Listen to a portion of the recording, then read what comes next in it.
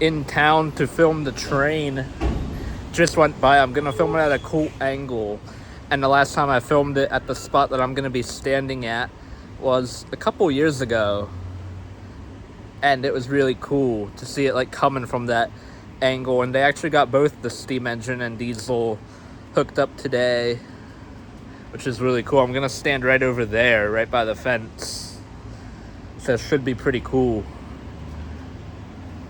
And also, happy 4th of July to all of you guys watching as well. Crazy that it is already the 4th.